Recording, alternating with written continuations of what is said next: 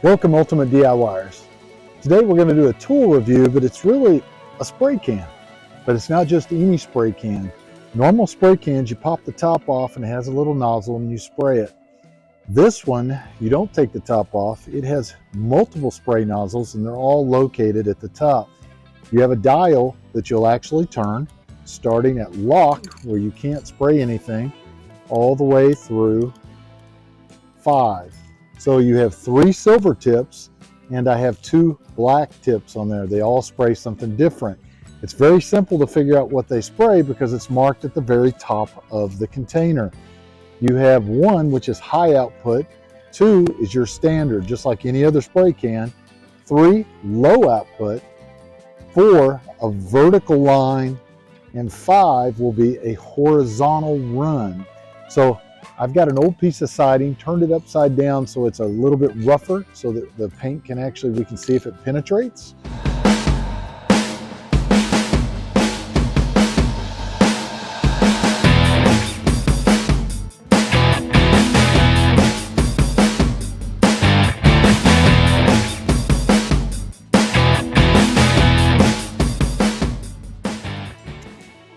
Okay, so we're going to start out and I'm just going to go 1 through all 5 settings and we'll see what they do, and I'm going to try to spray it fairly heavy so you have a good idea of what it is that each one does. So we're going to start with 1 right here and let's see what it does.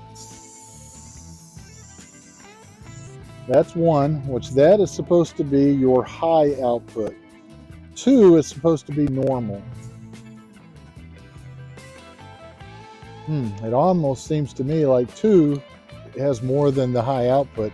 I do see more overspray on the high output. Maybe it's supposed to cover bigger ground faster, but I don't really see the difference. 3 is going to be low output. Now that is definitely lower. I'm not real sure exactly why you would want a low output spray unless you're maybe in a delicate area and not wanting a lot of overspray. So let's move to number 4, which 4 is going to be the vertical. Now this could be really good if I'm spraying somewhere that I want a good tight line and don't want a lot of overspray.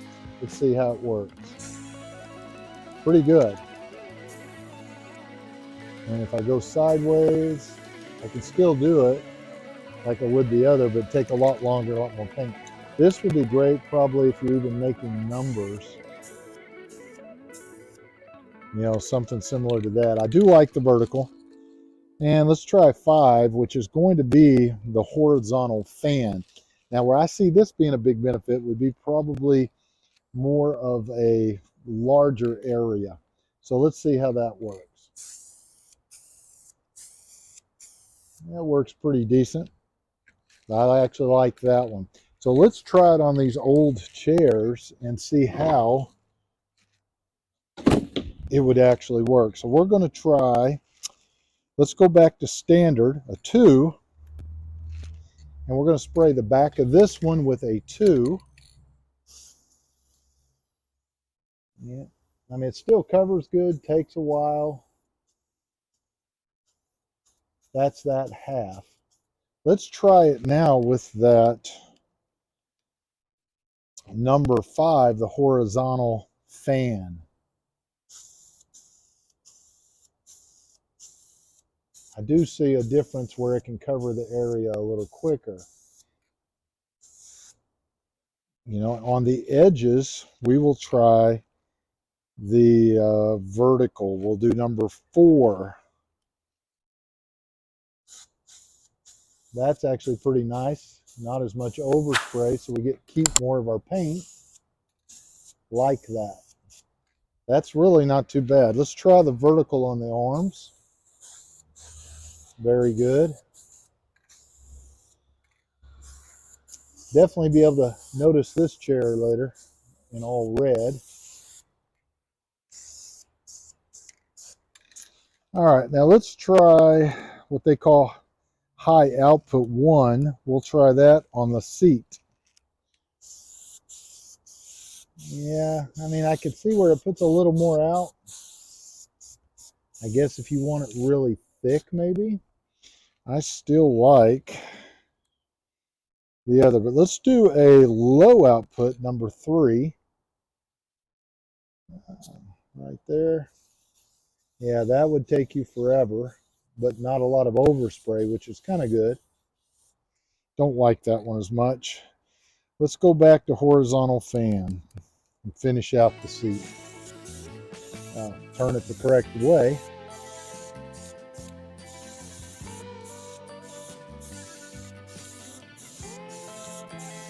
Very nice.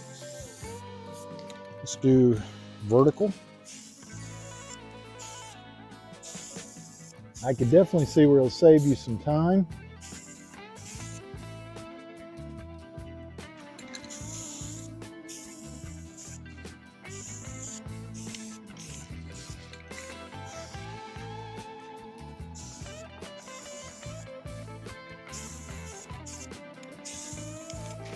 Especially on the vertical on edges and the wider spray.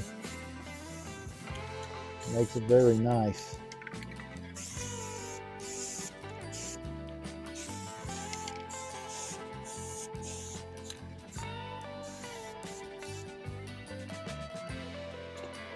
Now a little more here, across the top.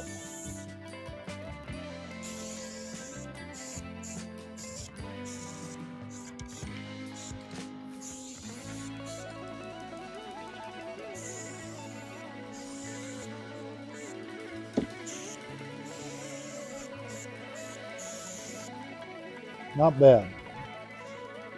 Overall, I actually do like it.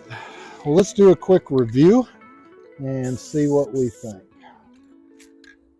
Okay, so after the review, would I buy this versus a regular can of spray paint? Regular can of spray paint is going to run me about $7 for this very same color and product. With the extra spray nozzles, I'll pay about $1 more, so I'm going to pay about $8. You can get it by the case and you save a little bit. As a matter of fact, a lot of the colors you're going to have to order because it's so new that a lot of the stores don't have it yet. I know Granger is carrying it. I know Lowe's is carrying it, and Home Depot and a lot of the other big box stores are starting to carry it. Now, would I spend that and would I buy it? Yes, I think I would. I like the vertical spray because it's going to have a lot less overspray. I'm going to save probably $1 worth of paint doing that. If I use that big horizontal spray, I'm going to save time. I do like the light spray after I kind of played with it a little bit because I could see where if you're inside of a tight spot in a home or something and you're spraying something, you don't want a lot of overspray, use that light pattern and just get it covered without a whole bunch of paint going everywhere. So would I buy it? Yes, I do believe I would. So, stay tuned for, well, hopefully you got something out of today's video and you enjoyed it. If you did, there's 4 things you can do. You can subscribe, you can hit the little bell notification so you know about all the videos as they come out. You can hit that like button, that really helps the channel, and you can leave me a comment. I try to get to those comments as quickly as I can, and I try not to miss any of them. And don't forget, other people are reading those comments too. They may learn something from your comment, or they may have the same question and just not know how to really ask it. So I appreciate you watching, and hopefully we'll see you on the next one. Thanks.